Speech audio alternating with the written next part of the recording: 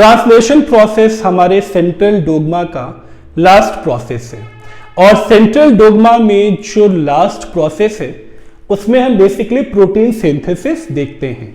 यह protein genetic expression का result है या जीन एक्सप्रेशन का रिजल्ट है। ओके, यानी कोई भी इंफॉर्मेशन जो डीएनए पे प्रेजेंट थी वो पहले आरएनए पे ट्रांसफर होगी by the process of transcription, फिर वो आरएनए से प्रोटीन्स में डिकोड होगी, और इस डिकोडिंग को हम जीन एक्सप्रेशन एंड ट्रांसलेशन बोलते हैं। बात समझ में आ गई? अब जो इंफॉर्मेशन डीएनए से आरएनए पे प्रेजेंट हुई थी by the process of transcription, वो इंफॉर्मेशन हम ट्रिपलेट कोड के फॉर्म में डिकोड करेंगे। ओके, ट्रिपलेट कोड का मतलब आपको ऑलरेडी पता है कि डीएनए के पास ATGC था, mRNA के पास AUGC, CGUA, CGC, ऐसे एक इंफॉर्मेशन प्रेजेंट है। क्लियर ना? और इस इंफॉर्मेशन में आपको करना क्या है कि mRNA पे जो इंफॉर्मेशन प्रेजेंट है इसके 3 न्यूक्लियोटाइड सीक्वेंस को आपको उठाना है, और इस 3 न्यूक्लियोटाइड सीक्वेंस का मतलब कि ये किसी ना किसी अमीनो एसिड को या तो कोड कर रहा है या अमीनो एसिड को कोड नहीं भी कर रहा है। ठीक है, जहां पे वो अमीनो एसिड को कोड नहीं कर रहा होगा उस कंडीशन में हम मान लीजिए ये अमीनो एसिड को कोड नहीं कर रहा है। ठीक है, तो ये UAA होगा, और UAA का मतलब क्या हुआ कि ये नॉनसेंस कोडॉन है। नॉनसेंस कोडॉन हम उन कोडॉन्स को बोलते हैं जो किसी अमीनो एसिड को कोड नहीं करता है, और जो कोड करता है, ठीक है, अमीनो एसिड को जो कोड करता है उसे हम बोलते हैं कोडॉन्स। क्लियर ना? तो mRNA पे जो इंफॉर्मेशन प्रेजेंट है वो है ट्रिपलेट कोड की फॉर्म में, वो ट्रिपलेट कोड कोडॉन्स कहलाता है, और यही ट्रिपलेट कोड यानी एक सिंगल कोडॉन एक अमीनो एसिड को कोड कर रहा है। ठीक है बेटा, ये हो गया अमीनो एसिड। तो अब हमें करना क्या है, ये कोडॉन किस अमीनो एसिड को कोड कर रहा है ये इंफॉर्मेशन हमें नहीं पता।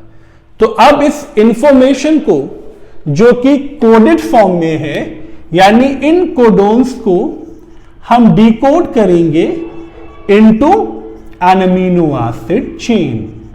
ओके, बात समझ में आ गई? तो ये हमारा टारगेट है, कोडॉन्स को डिकोड करना अमीनो एसिड चेन में। तो अब इसमें कौन कौन सी मशीनरी रिक्वायर्ड है पहले हम लोग ये डिस्कस करेंगे, फिर इस प्रोसेस को बहुत डिटेल में समझेंगे। बहुत इंपॉर्टेंट है ये प्रोसेस, तो बहुत अच्छे से आपको अपने कॉन्सेप्ट्स क्लियर करने हैं। चलिए अब आते हैं डायरेक्टली मशीनरीज पे। ठीक है, mRNA को एज इट इज रहने देते हैं क्योंकि ये हमारा टेम्पलेट है। तो अगर मशीनरीज की बात हो रही है ना, तो सबसे पहली मशीनरी हमारे पास, मशीनरी आप रॉ मटेरियल भी कह सकते हैं, तो सबसे पहली मशीनरी हमारे पास क्या होगी बेटा? सबसे पहली मशीनरी हमारे पास होगी mRNA। अब mRNA पे क्यों एज अ मेन मशीनरी हम काम करने वाले हैं? क्योंकि mRNA टेम्पलेट का काम करेगा। ठीक है, mRNA टेम्पलेट का काम करेगा, यानी इसी पे सारे प्रोसेस होंगे फॉर द प्रोटीन सिंथेसिस। और इस mRNA पे जेनेटिक इंफॉर्मेशन प्रेजेंट है। जो जेनेटिक इंफॉर्मेशन प्रेजेंट है वो कॉपीड कहां से हुई है? वो कॉपीड हुई है फ्रॉम डीएनए। तो हम ये भी कह सकते हैं ना कि mRNA एक इंटरमीडिएट का काम कर रहा है। जीन के एक्सप्रेशन में ये इंटरमीडिएट का काम कर रहा है। ओके, एंड सबसे इंपॉर्टेंट चीज, जो इंफॉर्मेशन कॉपीड हुई है फ्रॉम द डीएनए वो इंफॉर्मेशन प्रेजेंट है in the form of triplet codon. Okay, तो हमारा एम क्या है कि हम इस ट्रिपलेट कोडॉन को डिकोड करेंगे इनटू एन अमीनो एसिड। चलिए अब हमें डिकोड करना है अमीनो एसिड में, तो हमें चाहिए अब सेकेंड रॉ मटेरियल। क्योंकि सबसे पहली चीज क्या है, हमारा रिक्वायरमेंट हो गया अमीनो एसिड। ठीक है बेटा, एंड ये प्रोसेस हो कहां पे रहा है, ये प्रोसेस हो रहा है साइटोप्लाज्म में, चाहे प्रोकैरियोटिक सेल हो या यूकैरियोटिक सेल हो। तो अगर हम साइट की बात करें तो साइट हमारा हो गया बेटा साइटोप्लाज्म। ठीक है, तो हमारा सेकेंड जो रॉ मटेरियल है वो है अमीनो एसिड। ओके, अब अमीनो एसिड्स इनकी क्या इंपॉर्टेंस है, देखिए एमआरएनए पे तो सिर्फ ट्रिपलेट कोडॉन प्रेजेंट है। ठीक है, न्यूक्लियोटाइड का सीक्वेंस प्रेजेंट है, हम इसे डिकोड कर रहे हैं अमीनो एसिड में, हम इसे डिकोड कर रहे हैं ना कि कन्वर्ट कर रहे हैं। मतलब एमआरएनए तो एज इट इज बाद में भी पड़ा रहेगा, हम बस इसकी इंफॉर्मेशन से एक पॉलीपेप्टाइड चेन बना लेंगे। जैसे ही पॉलीपेप्टाइड चेन बन जाएगा ये एमआरएनए एज इट इज पड़ा रहेगा। तो हम एमआरएनए के न्यूक्लियोटाइड को नहीं कन्वर्ट कर रहे हैं, हम इसकी इंफॉर्मेशन को फॉलो कर रहे हैं। तो जिस सीक्वेंस में ये ट्रिपलेट कोडॉन है उस सीक्वेंस में हमें अमीनो एसिड्स को अरेंज करना है। और अमीनो एसिड्स हमारे लिविंग ऑर्गेनिजम्स में, कोई लिविंग ऑर्गेनिज्म हो तो अमीनो एसिड में इंपॉर्टेंट क्या है कि इन ऑल लिविंग ऑर्गेनिज्म, जितने भी लिविंग ऑर्गेनिज्म हैं इसमें proteins are synthesized by 20 amino acid. ठीक है, और ये 20 अमीनो एसिड प्रेजेंट कहां पे होते हैं, साइटोप्लाज्म में, और वो अमीनो एसिड साइटोप्लाज्म में as a result of cell metabolism present होते हैं। ओके, तो ओवरऑल ये सारे जो अमीनो एसिड हैं दे आर लोकेटेड और they are scattered in the cytoplasm. ठीक है, लोकेटेड इन साइटोप्लाज्म। हमें सिर्फ करना क्या है ना कि इस सीक्वेंस के बेसिस पे इस अमीनो एसिड को यहां पे रखना है। अब होते हैं सबसे इंपॉर्टेंट पार्ट कि ये जो इंफॉर्मेशन है ये डिकोड कौन करेगा। हमें कैसे पता चलेगा कि AUG मिथ्योनिन को कोड कर रहा है। ओके, AUG जो कोड है वो अमीनो एसिड मिथ्योनिन को कोड कर रहा है। ये इंफॉर्मेशन हमें कहां से मिलेगी, ये हमें मिलेगी through third machinery, through the third machinery जिसको बोलते हैं tRNA। ओके, अब tRNA के स्ट्रक्चर को आपने पहले भी पढ़ा है। ठीक है, नहीं पढ़ा है तो इसकी भी वीडियो मेरे चैनल पे है, आप एक बार इसको देख सकते हैं। ओके, इस तरह से tRNA का स्ट्रक्चर। ओके, और ये वाला जो साइट है ना बेटा इसको बोलते हैं एंटीकोडोन साइट। ठीक है, यही एंटीकोडोन साइट एमआरएनए के इंफॉर्मेशन को, मान लीजिए एमआरएनए पे अगर AUG है तो इसका जो बेस पेयरिंग है वो क्या होगा, वो होगा बेटा OAC। ठीक है, तो ये tRNA mRNA के बेस सीक्वेंस को रीड करेगा। एंटीकोडोन के पास है, इसको रिकॉग्निशन साइट भी बोलते हैं। ओके, ये tRNA फिर इस इंफॉर्मेशन के बेसिस पे अपने इस एंड पे, इसको बोलते हैं कैरियर एंड, और इस कैरियर एंड पे फ्री हाइड्रोक्सिल ग्रुप है। ठीक है, क्योंकि ये 3 प्राइम है और ये 5 प्राइम है तो 3 प्राइम पे फ्री हाइड्रोक्सिल ग्रुप है। यहीं पे आके अमीनो एसिड अटैच होगा और फिर वही अमीनो एसिड एमआरएनए पे जाएगा। इसको हम लोग आगे प्रोसेस में देखेंगे, इसको मैकेनिज्म में डिस्कस करेंगे। तो tRNA का जो मेजर फंक्शन है वो ये, tRNA एक्ट्स एज एंटीकोडोन और recognition molecule, okay, for identification of an amino acid. बात समझ में आ गई, यानी अमीनो एसिड की आइडेंटिफिकेशन के लिए tRNA का होना मस्ट है। बेटा वो सिर्फ मशीनरी की बात कर रहे हैं, मैकेनिज्म हम लोग हर एक कंपोनेंट को बहुत डिटेल में कवर करेंगे। ओके, तो टीआरएनए के बाद हमारी जो फोर्थ मशीनरी है वो भी बहुत इंपॉर्टेंट है। ओके, फोर्थ मशीनरी है हमारी राइबोसोम, क्योंकि हम प्रोटीन सिंथेसिस कर रहे हैं और सेल के अंदर site of protein synthesis ribosome है, तो बिना राइबोसोम प्रोटीन सिंथेसिस होगा नहीं। जो फोर्थ कंपोनेंट है वो है राइबोसोम्स। चलिए थोड़ा राइबोसोम्स को डिटेल में समझते हैं।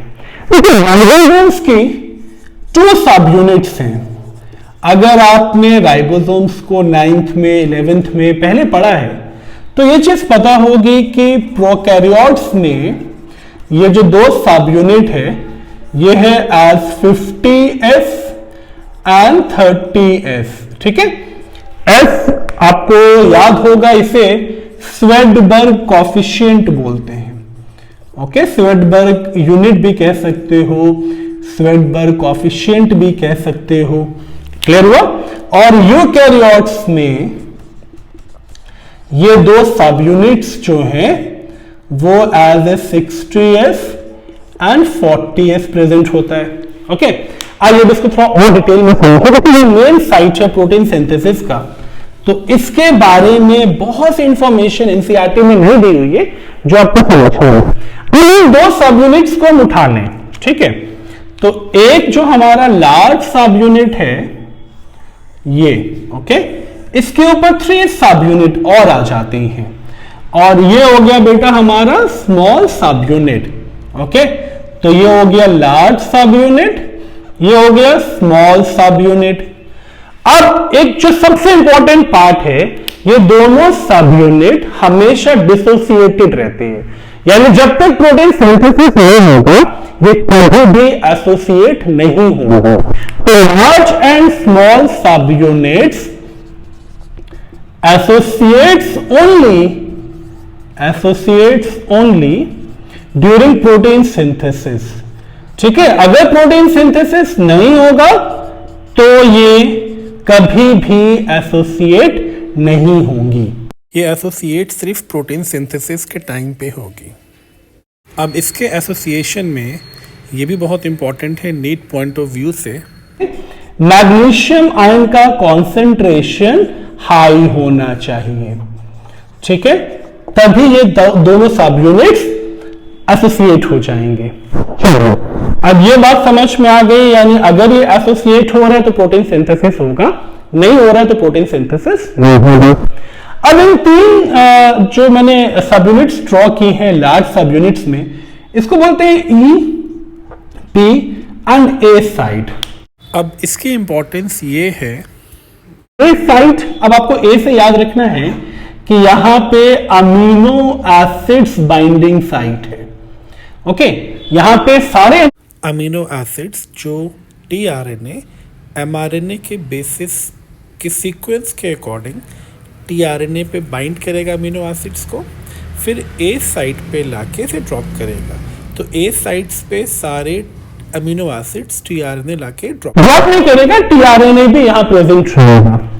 पी साइट, अच्छा पी साइट क्यों इंपॉर्टेंट है? क्योंकि पी पे पेप्टाइड बॉन्ड फॉर्मेशन जो है वो कैटालाइज होता है, तो पी पे पेप्टाइड बॉन्ड बनेगा।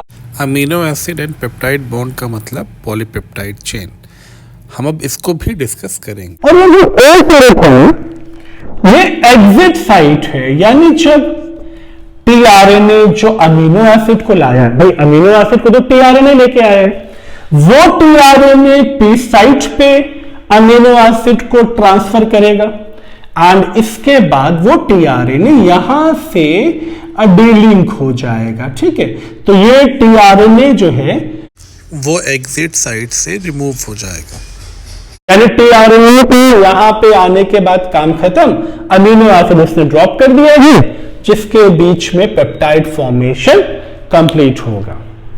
यह बात आपको समझ में आ गई। तो राइबोसोम्स की दोनों यूनिट्स क्यों इंपॉर्टेंट है? क्योंकि वो एसोसिएट करेंगे मैग्नीशियम आयन कॉन्सेंट्रेशन में, तो प्रोटीन सिंथेसिस होगा और प्रोटीन सिंथेसिस के लिए इन तीनों साइट्स का होना मस्ट है। अब राइबोसोम के बाद हम डायरेक्ट आते हैं मैकेनिज्म। चलिए, तो ये बेटा एमआरएनए प्रेजेंट है एज अ टेम्पलेट, ठीक है।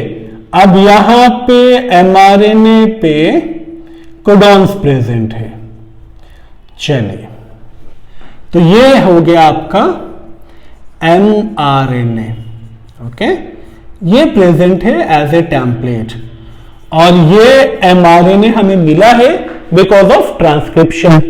तो सबसे पहले हम क्या करेंगे, जब मैकेनिज्म की बात आती है ना, तो स्टेप्स का ध्यान रखना बहुत इंपॉर्टेंट है, क्योंकि अगर आप स्टेप्स को हल्का सा ऊपर नीचे कर दोगे तो प्रोसेस में फिर एक्यूरेसी नहीं होगा, ठीक है। तो सबसे पहले हम क्या करेंगे ना इस प्रोसेस में, सबसे पहले हम करेंगे एक्टिवेशन ऑफ अमीनो एसिड। अब एक चीज क्लियर है कि जो ट्रिपलेट कोड है ये डिकोड होगा अमीनो एसिड में, तो हम डायरेक्टली नॉर्मल अमीनो एसिड को बाइंड नहीं करेंगे। जो अमीनो एसिड साइटोप्लाज्म में प्रेजेंट है, अब उसे हम एक्टिव करेंगे। अब एक्टिव कैसे करेंगे? ये सेल था, ये न्यूक्लियस है, यहां से डीएनए से इंफॉर्मेशन गया और ये इंफॉर्मेशन प्रेजेंट है साइटोप्लाज्मिक मैट्रिक्स में, ठीक है। और इसी साइटोप्लाज्मिक मैट्रिक्स में अमीनो एसिड भी स्कैटर्ड है। हमें सिर्फ करना क्या है ना, इसको एक्टिव ही तो करना है, और एक्टिव करने के बाद जिस सीक्वेंस में अमीनो एसिड्स प्रेजेंट है, यानी जिस कोडॉन के सीक्वेंस में अमीनो एसिड प्रेजेंट है, हमें उस अमीनो एसिड को सीक्वेंस के बेसिस पे अरेंज करना है, क्लियर ना। तो इस चीज को मैं यहां पे लिख दे रहा हूं कि sequence of amino acid is based on sequence of nucleotides on mRNA। चलिए, यानी सबसे पहले हमें करना क्या है ना कि अमीनो एसिड को एक्टिवेट करना है। तो इस प्रोसेस में हम करेंगे क्या कि अमीनो एसिड को एटीपी से इंटरैक्ट कराएंगे, ठीक है।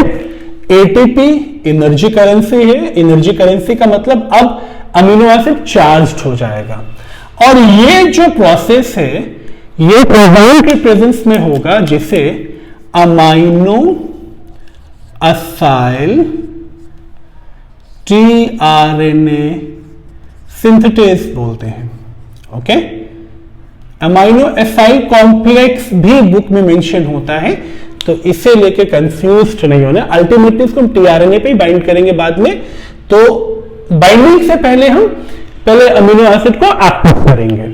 तो जब अमीनो एसिड एटीपी से इंटरैक्ट करेगा ना, तो क्या होगा, अमीनो एसिड्स एएमपी, क्योंकि दो फॉस्फेट ट्राइफॉस्फेट है, यहां से दो फॉस्फेट रिलीज हो जाएगा, अमीनो एसिड और एएमपी एंजाइम कॉम्प्लेक्स बन जाएगा with the release of 2 inorganic phosphate। बात समझ में आ गई? यानी ये जो हमारा है amino acid AMP enzyme complex, ये हमारा एक्टिव अमीनो एसिड है। क्लियर हुआ? ये सिंपल सा स्टेप था, अमाइनो एसिड और एटीपी के इंटरेक्शन से हमने amino acid AMP enzyme complex बनाया और 2 फॉस्फेट को रिलीज कर दिया। क्लियर? अब एएमपी में ब्रेक डाउन हुआ है, तो ये भी आपको याद रखना है, जो एनर्जी है वो एनर्जी टीआरएनए में ही स्टोर होगी, जो बाद में पेप्टाइड बॉन्ड फॉर्मेशन के काम होगा। मैं रिपीट कर रहा हूं, आपको ये एनर्जी ऐसे ही स्कैटर नहीं करना, ये एनर्जी जो है ये एनर्जी टीआरएनए ही रिटेन कर लेता है फॉर पेप्टाइड बॉन्ड फॉर्मेशन। अब आते हैं सेकेंड स्टेप पे। हमने अमीनो एसिड को तो एक्टिव कर लिया, अब हम एक्टिवेशन या जिसे हम चार्जिंग ऑफ टीआरएनए बोलते हैं, ओके, चार्जिंग ऑफ टीआरएनए।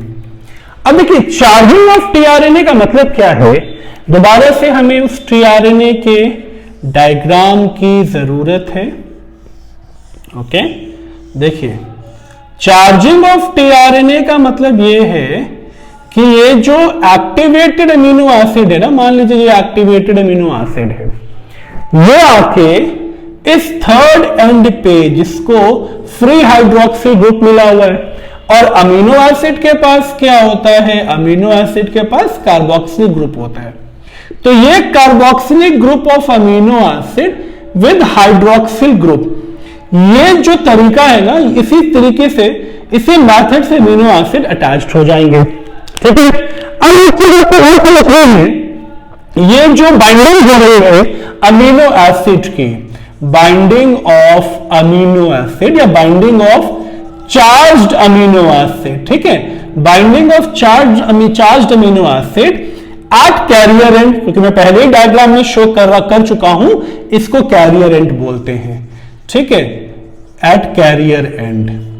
ठीक, तो binding of charged amino acid at carrier end, जिसमें अमीनो एसिड का carboxylic group free hydroxyl group से बाइंड होगा। तो एक चीज को और ध्यान रखना है कि जो अमीनो एसिड है, जब ये बाइंड हो रहे होंगे तो टीआरएनए का जो बेस सीक्वेंस है वो CCA होगा। ठीक है, तो बेस सीक्वेंस ऑफ टीआरएनए इस, ये टीआरएनए का बेस सीक्वेंस है वो है CCA, ये बाइंड होगा। तो जिस अमीनो एसिड को हम यहां बाइंड कर रहे हैं, इसके लिए भी हमें क्या चाहिए, एंजाइम चाहिए। तो बेटा ये वाली साइट अगर आपने टीआरएनए पढ़ा है, नहीं पढ़ा है, तो इसकी वीडियो भी चैनल पे है। ये एंजाइम साइट है, यानी ये प्रोसेस भी इस एंजाइम के प्रेजेंस में कैटालाइज होगा, और ये एंजाइम क्या देगा आपको, अमाइनो असाइल टीआरएनए सिंथेटेज। चलिए, ये एंजाइम इस बाइंडिंग को कैटालाइज कर रहा है। तो अब क्या होगा, जो हमने अमीनो एसिड बाइंड किया है वो किया है amino acid ANP enzyme complex. Okay, ये हमने बाइंड किया है, बात समझ में आ रही है ना, ये हमने बाइंड किया है amino acid ANP enzyme complex. तो जब ये बाइंड होगा, ये कहां बाइंड हो रहा है, 3 एंड पे बाइंड हो रहा है ऑफ टीआरएनए। ओके, तो जैसे ही ये बाइंड होगा तो एंजाइम कॉम्प्लेक्स है, एंजाइम कॉम्प्लेक्स प्लस ANP, बेटा ये ANP, ये जो है ये रिमूव हो जाएंगे। क्यों रिमूव हो जाएंगे, क्योंकि जब नेक्स्ट अमीनो एसिड को चार्ज करना पड़ेगा तो फिर इस एंजाइम कॉम्प्लेक्स की ज़रूरत पड़ेगी, इसलिए इसको साइटोप्लाज्म में ही रिटेन करना ज़रूरी है।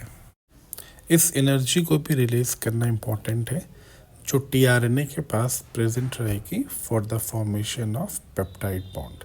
तो एक्टिवेशन ऑफ टीआरएनए भी हो गया। हम इसे चार्जिंग ऑफ टीआरएनए क्यों बोलते हैं, क्योंकि एक तरफ से वो डिकोड करता है अमीनो एसिड को, डिकोडिंग ऑफ अमीनो एसिड, और एक साइड से ये एक्टिवेटेड यानी चार्ज अमीनो एसिड से बाइंड होती है। तो इस प्रोसेस को हम चार्जिंग ऑफ टीआरएनए बोलते हैं। टीआरएनए अगर आपको इंडिकेट है तो हम बढ़ेंगे थर्ड स्टेप की तरफ। ओके, हमने अमीनो एसिड एक्टिव कर लिया, देखिए हमने अमीनो एसिड एक्टिव कर लिया है, हमने टीआरएनए को भी चार्ज कर लिया, टीआरएनए भी अब रेडी है। अब हम किसको एक्टिव करने वाले हैं, अब हम एक्टिवेट करेंगे राइबोसोम्स को। ठीक है, the third step is activation of ribosome. ठीक है, अच्छा, राइबोसोम के एक्टिवेशन में मैं एक चीज पहले बता चुका हूं कि जो दो सब यूनिट हैं वो एसोसिएट तभी होंगे जब प्रोटीन फैक्ट्री होगा, जब प्रोटीन सिंथेसिस होगा, प्रोटीन फैक्ट्री होगा। तो एक्टिवेशन ऑफ राइबोसोम का मतलब क्या है कि जो दो सब यूनिट्स हैं, ठीक है, लार्ज एंड स्मॉल, ये सब यूनिट्स जो हैं ये एसोसिएट्स हो जाएंगे एमआरएनए पे। ठीक है, एसोसिएट्स टू एमआरएनए। ठीक है, अब जब ये एमआरएनए पे एसोसिएट होगी तो अब यहां पे आता है सबसे इंपॉर्टेंट पार्ट। देखिए बेटा, ये है एमआरएनए। ठीक है, तो mRNA पे सबसे पहले जो हमें ढूंढना है वो है इनिशिएशन कोडॉन। ठीक है, सबसे पहले हमें क्या ढूंढना है? Initiation codon. यानी पूरे mRNA में जब तक हमको AUG नहीं मिलेगा, इनिशिएशन कोडॉन क्या है यहां पे? AUG which codes for methionine. ठीक है, तब तक इनिशिएशन कॉम्प्लेक्स नहीं बनेगा, और जब तक इनिशिएशन कॉम्प्लेक्स नहीं बनेगा प्रोसेस तो इनिशिएशन नहीं होगा। तो अभी क्या है ना, अभी सिर्फ हमको राइबोसोम को एक्टिव करना है। तो सबसे पहले हम सिर्फ यह समझेंगे कि राइबोसोम के एक्टिवेशन में सबसे पहले जो यूनिट बाइंड होगी वो है स्मॉल सब यूनिट ऑफ राइबोसोम। ठीक है, यानी सबसे पहले आपको तो इनिशिएशन कोडॉन पे फर्स्टली स्मॉल सब यूनिट बाइंड्स। ठीक है, सबसे पहले स्मॉल सब यूनिट बाइंड होगा। ठीक, इसके बाद बेटा इसके ऊपर लार्ज सब यूनिट बाइंड होगा। ठीक है, और यहां पे जो ग्रूव बनेगा, इस ग्रूव में यानी अगर इसको ऐसे हम देखें तो लार्ज सब यूनिट और स्मॉल सब यूनिट के बीच में एक ग्रूव बना हुआ है, दिख रहा है ना? इसी ग्रूव में प्रोटीन का सिंथेसिस होगा, यह भी ध्यान रखिए। ठीक है, प्रोटीन सिंथेसिस इन दोनों के ग्रूव में होगा। बट पहले हम लोग एक्टिवेशन की बात कर लेते हैं। ठीक है बेटा, तो एक्टिवेशन में सिर्फ एक चीज याद रखनी है, सबसे पहले small subunit, then large subunit, और जब लार्ज सब यूनिट हम बाइंड करेंगे तो हमें यह ध्यान रखना है जो इनिशिएशन कोडॉन है दैट इज AUG, वो पी साइट पे आना चाहिए। सिर्फ पहला जो कोडॉन है वो पी साइट पे आना चाहिए। ओके, तो ये हम और एक चीज ऐड कर ले दैट इनिशिएशन कोडॉन, पहला जो कोडॉन है AUG, ठीक, it lies through P site. सबसे पहला वाला पी साइट पे आएगा, बाकी सब ए साइट पे आएंगे। ओके, और इसकी एसोसिएशन के लिए इसको तो आप भूल नहीं सकते कि मैग्नीशियम कॉन्सेंट्रेशन इंक्रीज होना चाहिए। ठीक है, राइबोसोम की बाइंडिंग हो गई, मगर अब जो कंफ्यूजन होता है कि हम ये समझते हैं, समझाया जाता है कि एक ही राइबोसोम बाइंड होता है। ऐसा नहीं है, एक प्रोटीन की सिंथेसिस के लिए बहुत सारे राइबोसोम्स की बाइंडिंग होती है। यानी जो प्रोटीन सिंथेसिस है ये राइबोसोम में नहीं होगा, protein synthesis takes place in multiple ribosome. इसको पॉलीराइबोसोम या पॉलीजोम बोलते हैं। चलिए, ओवरऑल राइबोसोम्स की बाइंडिंग हो गई, large and small subunit, पहले small then large. Initiation codon P site पे आना चाहिए, और इनकी बाइंडिंग में मैग्नीशियम कॉन्सेंट्रेशन बहुत इंपॉर्टेंट रोल प्ले करते हैं, और इसी के साथ नंबर ऑफ राइबोसोम्स अटैच हो जाते हैं प्रोटीन सिंथेसिस के लिए। इसीलिए यह प्रोटीन सिंथेसिस पॉलीराइबोसोम में होगा, ना कि सिंगल राइबोसोम में। कई बार यह भी क्वेश्चन होता है कि कितने राइबोसोम, तो ये सिंपल सी बात है, जितना बड़ा mRNA टेम्पलेट उतने ही नंबर ऑफ राइबोसोम, यानी नंबर ऑफ राइबोसोम डिपेंड करता है mRNA टेम्पलेट की लेंथ पे। यानी अब हमने राइबोसोम का एक्टिवेशन भी देख लिया। राइबोसोम के एक्टिवेशन के बाद प्रोसेस का अब स्टार्ट होना तय है। ठीक है, तो पॉलीराइबोसोम वाला पार्ट बिल्कुल मिस नहीं करना है। तो अब हम क्या करेंगे, जब प्रोसेस पे आएंगे तो प्रोसेस पे 3 स्टेप है, इनिशिएशन, इलॉन्गेशन एंड टर्मिनेशन। ठीक, इनिशिएशन, elongation and termination, ये 3 स्टेप्स आपको इस ट्रांसलेशन प्रोसेस में कवर करना है। Initiation, elongation and termination.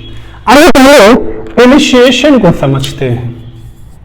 ठीक है, इनिशिएशन में हमें बेसिकली सबसे ज्यादा टारगेट किस पे करना है? इनिशिएशन कॉम्प्लेक्स के ऊपर करना है। ठीक है, बार बार हमें एक ही चीज पे ध्यान देना है कि हमें सबसे पहले एयूजी ढूंढना है। तो इनिशिएशन में क्या होगा, जहां पे आपको एयूजी इनिशिएशन कोडॉन मिलेगा, तो इनिशिएशन कोडॉन पे आके राइबोसोम्स बाइंड होगा। अभी हम लोगों ने एक्टिवेशन ऑफ राइबोसोम में देखा ही है। तो ये जल्दी से हम लोग राइबोसोम भी बाइंड कर दे रहे हैं। ओके, ये पी साइट है, ये ए साइट है, ये ई साइट है। फोकस करना है कि ये जो एयूजी है ना, उसको यहां पे अमीनो एसिड की फॉर्म में मैं इसको यहां रखूंगा। ठीक है, क्योंकि इन दोनों ग्रुप्स के बीच में प्रोटीन सिंथेसिस होता है। तो अभी के लिए फिलहाल इसको हम पी साइट पे ही मान रहे हैं। इसको पी साइट पे कौन लेके आया? इसको पी साइट पे लाया है टीआरएनए। ओके, ये हो गया टीआरएनए, ये हो गया राइबोसोम्स, और जो हमारा टेम्पलेट है वो हो गया एमआरएनए। बात समझ में आ गई?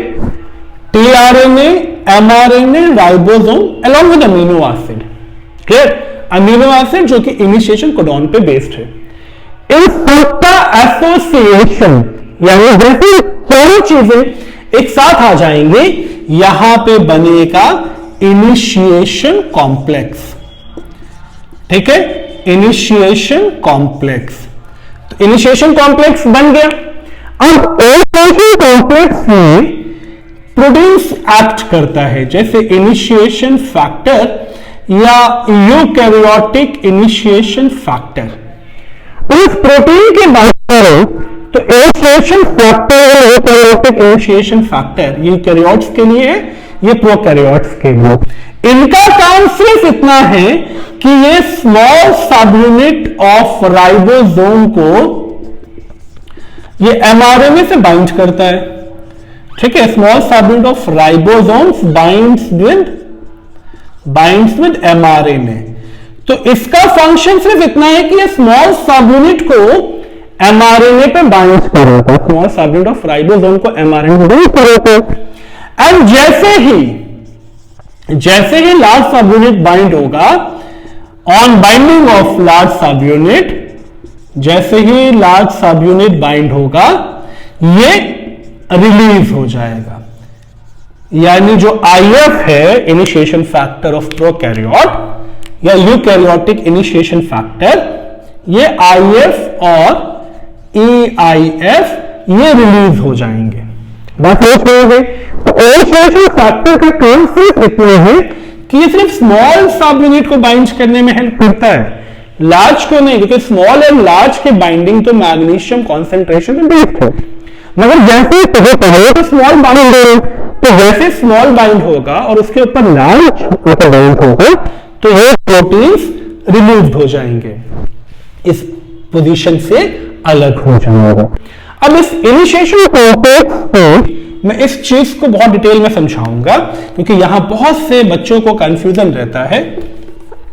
चलिए, अब ये चीज क्लियर है कि इनिशिएशन कॉम्प्लेक्स हो गया, और इनिशिएशन कॉम्प्लेक्स जो है ये 5 प्राइम पे बना है। ठीक है, और जिस एरिया पे, देखिए जिस एरिया पे ये कॉम्प्लेक्स नहीं बना, इसको बोलेंगे untranslated region, UTR, untranslated region, इनका ट्रांसलेशन नहीं होगा। अब आता है एक इंपॉर्टेंट पॉइंट कि सबसे पहला जो कोडॉन है वो मिथ्योनिन का कोडॉन है। ठीक है, तो मिथ्योनिन के कोडॉन के बाद हमको और अमीनो एसिड लाने है, तो और अमीनो एसिड के लिए हमको और टीआरएनए की जरूरत है। ठीक है, यानी अगर राइबोसोम को इस एंगल से देखें तो ये लार्ज जो सब यूनिट है राइबोसोम का, ठीक है, बार बार इसको ड्रॉ नहीं करना है, मैं छोटा सा मैं लिख दे रहा हूं ए पी एंड ई। ठीक है, तो पहला जो अमीनो एसिड आया था टीआरएनए लेके, वो टीआरएनए से तो लिंक्ड है अभी, यानी ये है वो टीआरएनए जो मिथ्योनिन, क्योंकि पहला अमीनो एसिड तो मिथ्योनिन है, जो मिथ्योनिन को लेके आया है। ठीक है, उसके बाद यहां पे मान लेते हैं सेकेंड टीआरएनए दोबारा आया, नेक्स्ट कोडोन को देख के मान लेते हैं यहां पे प्रोलिन लगा हुआ है। ठीक है, तो ऐसे 1 बाय 1 और टीआरएनए ऐड होते जाएंगे। इसका मतलब यह है कि each tRNA is specific to amino acid, जितने अमीनो एसिड उतने टीआरएनए, तो ईच टीआरएनए इज स्पेसिफिक। चलिए, बात समझ में आ गई। होगा क्या, इस अमीनो एसिड और इस अमीनो एसिड के बीच में पेप्टाइड बॉन्ड का फॉर्मेशन हो जाएगा। इसका कार्बोक्सिलिक ग्रुप, इसका अमीनो ग्रुप। ओके, इसे कैटालाइज करेगा पेप्टिडाइल ट्रांसफेरेज, वो एंजाइम जो पी साइट पे है, और यहां कोई एक्सटर्नल सोर्स ऑफ एनर्जी नहीं चाहिए। ओके, तो ये बॉन्ड पी और ए साइट के बीच में बनता है। आपको सारे अमीनो एसिड को पहले पी साइट पे नहीं लेके आना है, ये कंफ्यूजन होता है। ओके, तो ये चीज का ध्यान रखना है आपको कि व्हेन सेकंड मतलब ये दूसरा जो टीआरएनए है, second charge tRNA came to A site, जब second charge tRNA A site पे आ जाएगा तो क्या होगा, the peptide bond formation take place.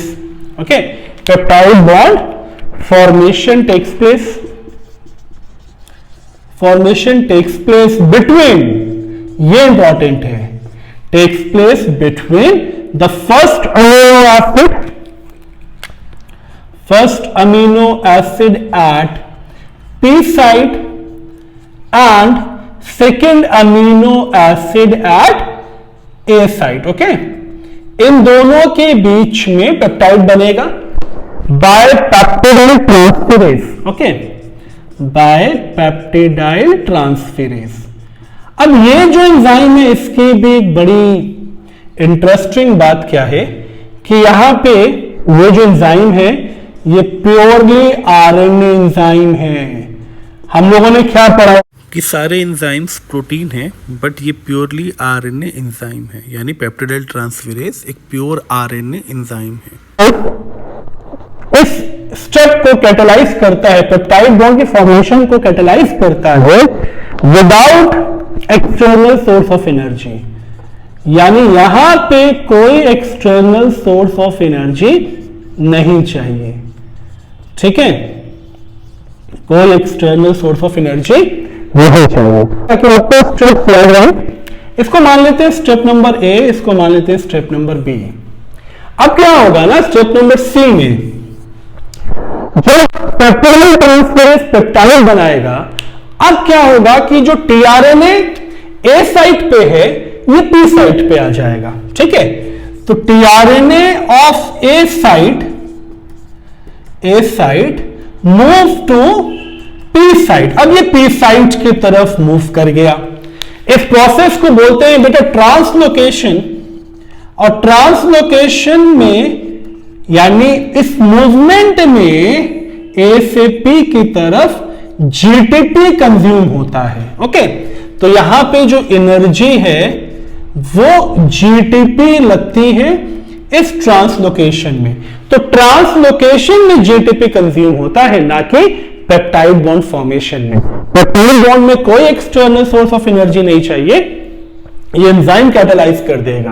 अब देखो होगा क्या बेटा, ये टीआरएनए उठ के यहां आ जाएगा, ऐसे और टीआरएनए आते रहेंगे, और सारे टीआरएनए जीटीपी की वजह से ट्रांसलोकेट हो रहे हैं।